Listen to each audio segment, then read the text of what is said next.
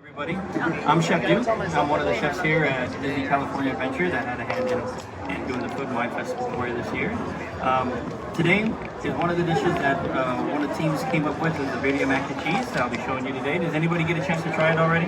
Yes. Delicious? Everything's good? Good, good.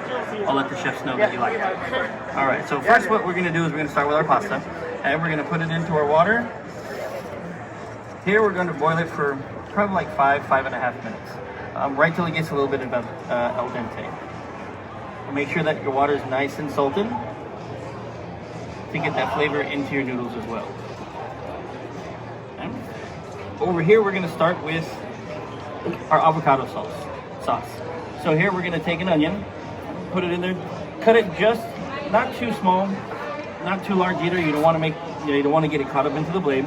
Put that right in. A little bit of oil, vegetable oil to break it up, and our avocado. This one we took avocados, we blended it up with a little bit of seasonings to make it a little bit easier to go in. Put that right there. And then lime. This one, roll our lime, make sure we get as much juice out of it as possible. And then squeeze that right into the blender.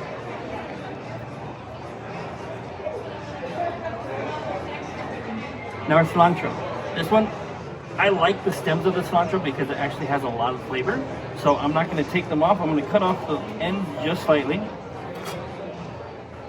And then you don't want it too long because it'll actually caught up in your blade. And I don't like to chop it too much because depending on the knife, you don't want to bruise your herbs. So this one, I'm just going to give it a nice tear and then put it right in. Of course, a little seasoning, salt, a little more oil. Avocado is one of those ingredients that is just good the way that it is. So the least amount of ingredients that I can put into it, the better. Okay, so this one just onion, salt, a little bit of lime and cilantro is perfect. This one also, you want to make sure that you're not over blending. The blade as it goes, the heat will actually turn your herbs a little black and actually will turn the color of the avocado a little bit brown as well. So you get it right to that texture you're looking for, keep an eye on it, maybe a little bit more oil.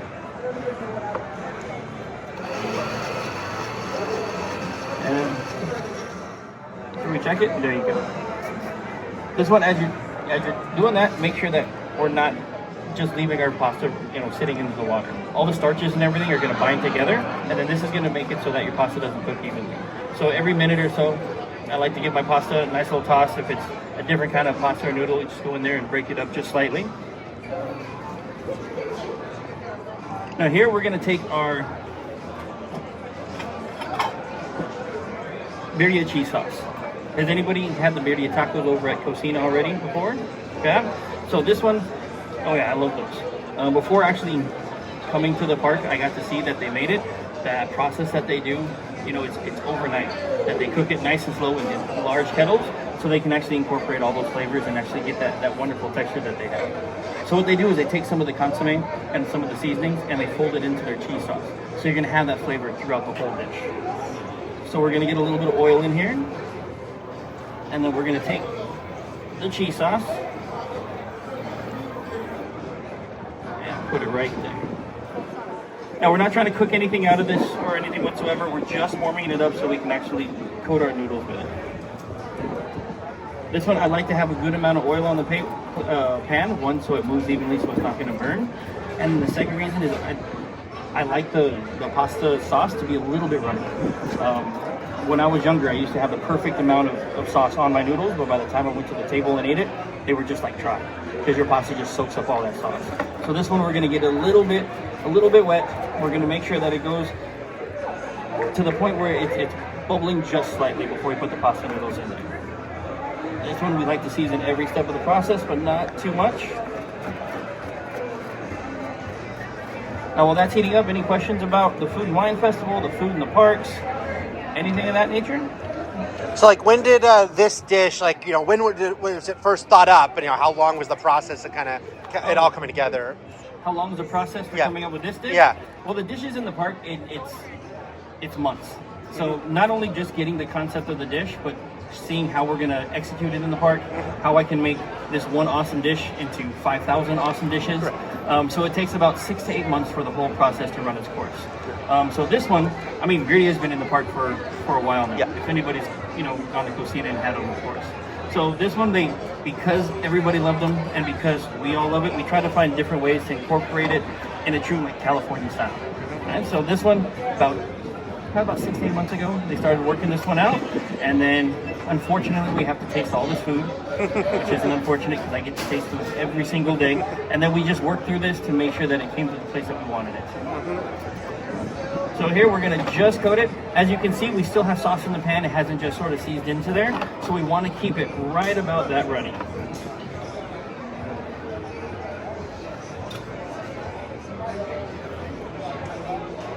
Now we're gonna get our plate. Make sure we're spooning our pasta right into the center.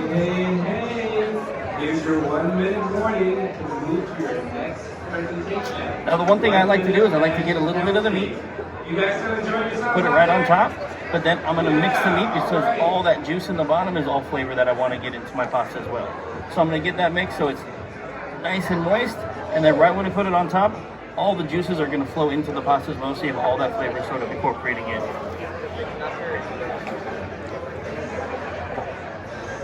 And we're gonna take our avocado sauce. And not like a guac where it's thick, but not too runny where it just goes everywhere, just enough so you can put it right on top so it's not gonna run everywhere on the plate. And then I like the texture differences. So if it's nice, soft, and just yummy, I wanna have something crunchy to sort of balance that out. So I'll take these, put it right on top, and then there you go, nice and easy. Oh, of course. Thank you, sir. No problem. So you guys have stuff going on all year, but about how soon after one Food and Wine ends are you thinking about the next one? We're thinking about Food and Wine 2026 right now. Okay, wow. So, we're always looking forward to those reviews because that's how we know which ones we need to bring back or which ones we can reinvent. So we're always thinking ahead, yes. So it's always almost a year out that we're thinking of the next festival. And is there how much debate is there about, okay, we want to bring in new things every year, but obviously we have a returning favorites, and how do you sort of juggle that? That's the hard part, right? Because a lot of them are our favorites. That's why we put them on the menu. But the ones that the guests get very familiar with, Yeah. and we like to give the opportunity to the guests that didn't get to try them the year before to come try it. So we look at the top 5 that we feel that did very well. And we like to have the second chance opportunity to bring it back. And as years have gone on, obviously more and more items are kind of spread out across the whole park. Is there a science to figuring out what's at one of the kiosks versus what's at one of the existing locations? Well, we like to say, when you go to one of the restaurants, you have the opportunity to kind of sit down with your family and then rest a little bit as well. Yeah. In the marketplaces, you're kind of on the go. So we like to make the dish itself very easy to walk with. Does that make sense? Yeah. You can walk with it, you can enjoy little bites here and there, and then also gives you the opportunity to try some more stuff without being too full. So it's kind of like a festival of food for us. And this marketplace are specific to that. Right. Is there an item you're particularly excited for people to get to try this year? The Subi fried rice. That one I'm excited about everybody trying. Yes.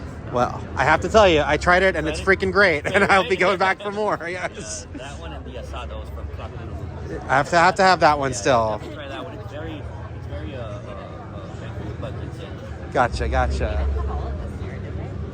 No, we're And then how do you balance? Because obviously, there are the drinks and there are the desserts, and is it all sort of just a balance and making sure it's not sort of weighted more heavily in one arena than another? Yes, definitely. We always like to balance and try to invite as many guests as we can to have something familiar to them.